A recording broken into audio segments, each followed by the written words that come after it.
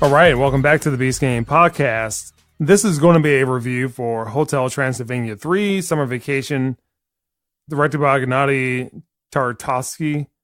The writers are Michael Kullers and Gennady Tartakovsky. And it stars Adam Sandler, Andy Samberg, and Selena Gomez. And the synopsis is, Count Dracula and company participate in a cruise for sea-loving monsters, unaware that their boat is being commanded by the monster-hunting Van Helsing family. That description gives away a lot of the plot of the movie. The movie starts off with Count Dracula and some of the other characters on the train, and then Van Helsing shows up. Dracula defeats Van Helsing. He just kind of falls off into the abyss. And then it goes to a wedding. Some of the monsters are being... I remember in the first movie was about his daughter. The second movie was about... I think she was about to be married. And then this movie also has his grandson. His grandson's somewhat older, maybe as far as the movie's concerned, 6 to 7 years old. And his grandson ruins the wedding.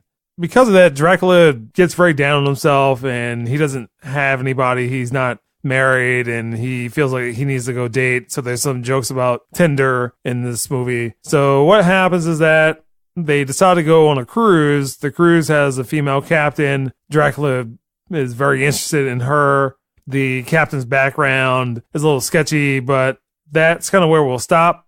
What I thought about this movie is okay, is watchable.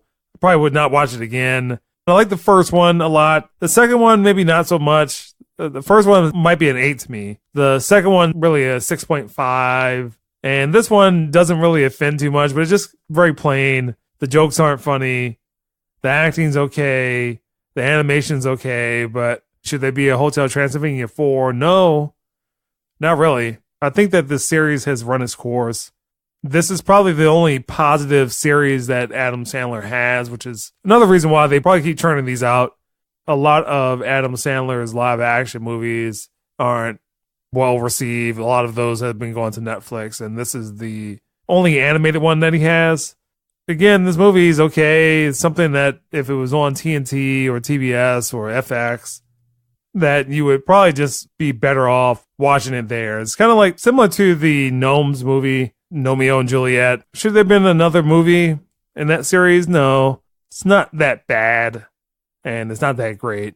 For a score, I'm going to give this a 5, and that's really it. Not too much else to say about this movie other than it exists.